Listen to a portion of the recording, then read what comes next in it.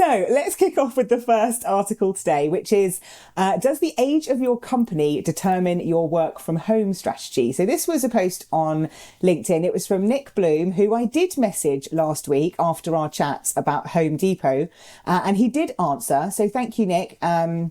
I'm very appreciative of that. But he did a post on LinkedIn about work from home and company age. The data shows work from home is 50% higher in firms founded in the last 10 years and 25% higher with CEOs under 30.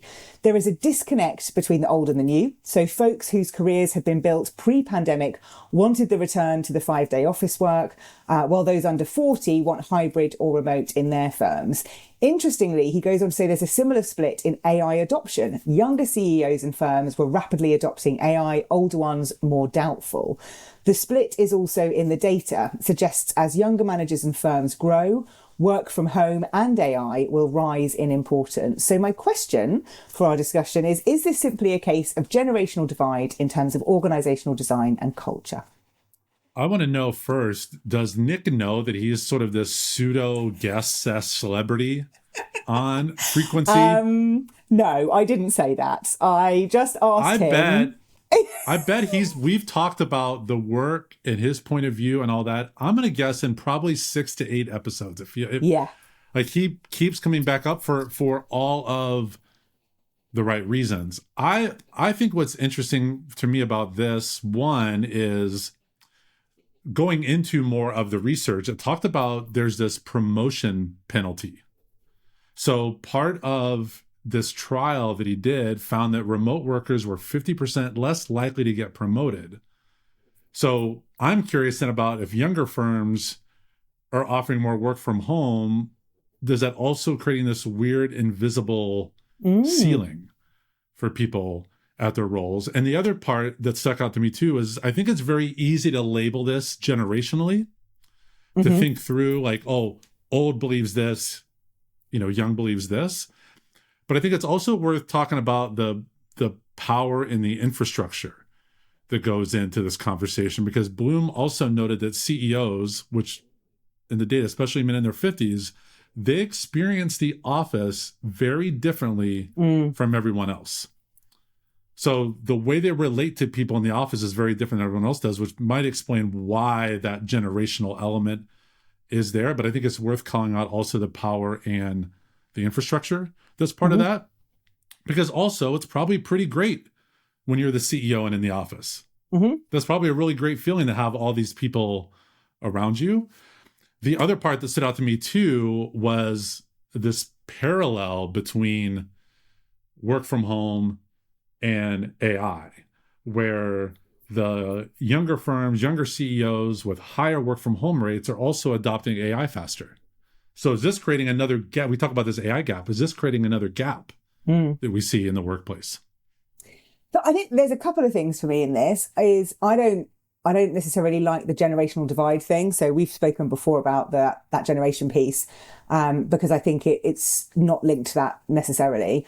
I think what this is linked to is possibly a bit of an empathy gap in leadership. So this is something I've been talking about while I've been doing my credibility work with leadership teams, is making sure that we're being aware of empathy and how that is believing someone else's lived experience regardless of your own.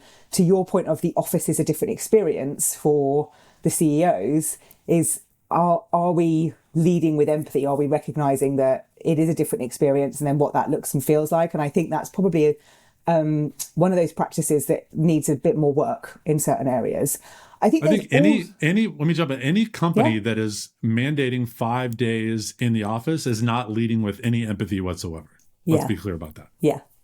I also think that this sort of alignment between the office and the AI and this ability to test and do new things, for me, that feels more like your appetite for risk or the unknown or any of those things around change, right? I think there is something of, I remember how it used to be and that was great, versus I don't have any frame of reference, so I'm just going to try stuff. And I think that is more the difference. Like if you didn't have that company before the pandemic or you didn't work in that environment, you've got no frame of reference to go back to say, but this was great and this is brilliant and this was this. So therefore you're more willing and open to try new stuff. And I think the AI piece is more your appetite for innovation and things that are different and risk. And I do think maybe not generationally, but I wonder if the older you get, the more comfortable we get in our ways. I feel seen. And how that means that you're not as willing to try, new things or do different stuff. I mean, we've talked a lot about the comfort that people have in terms of being at home and the inconvenience that is a good thing that happens when you're prioritizing seeing your friends or maybe going to the office and some of those things. And I think there's a reluctance to do that the older you get, I think. Right, the next one I want to talk about is organisational culture change and if it's really a thing. So this was a post by Rob Briner, who's posted about his work looking at culture change, asking if it's really a thing. He says the logic is simple. Organisations have a culture. The culture drives behaviour performance. To change behaviour performance, you change the culture. But he goes on to say, but what is a culture? Does it drive behaviour and can it be changed? He references a CIPD review that was from 2022, which addressed some of these questions. And I'm going to put a link in the show notes to that report as well for people. But it says, what is meant by organisational culture? There is no consensus. What is the assumed logic model in terms of how is it supposed to enhance performance? It's unclear. How can organisational culture be measured? There is no consensus. There's limited evidence of reliability and validity. What is known about the link between organisational culture and performance? It's inconsistent links and generally weak, and particularly compared with other factors. What is known about the effectiveness of strategies to change organisational culture? No good quality evidence available. At best, he goes on to say, culture is a description of, not a cause of behaviour. It's the way we do things around here. If the goal is to change behaviour, then it makes much more sense to focus directly on changing behaviour. And this links to my freak out later today too. I am firmly in agreement here. Chuck, if culture change isn't really a thing, then what is the alternative? I'm worried we're overthinking this a little bit, is my response. I love that you have said that. Because I can certainly appreciate that culture can be hard to pin down. Yeah. Like it is, especially academically, if you're trying to look at the academics of it. But we all know what a broken culture feels like. So to me, the question isn't whether culture exists or not. It's more, where and how are you trying to change the culture and why are you trying to change the culture? It's not something you just pull a lever and then instant culture, comes out. And the Briners talk about culture is a description of a behavior, not a cause of it. I think that's how we put it. Yeah. That's the opposite of what a lot of culture consultancies sell. Yes.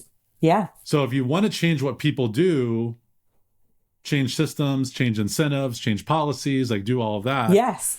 Yeah. I just worry that we're overthinking this maybe a little bit. And I did go find this one data point, which I thought was interesting, that 78% of Fortune 1000 CEOs believe culture is a top 3 performance driver.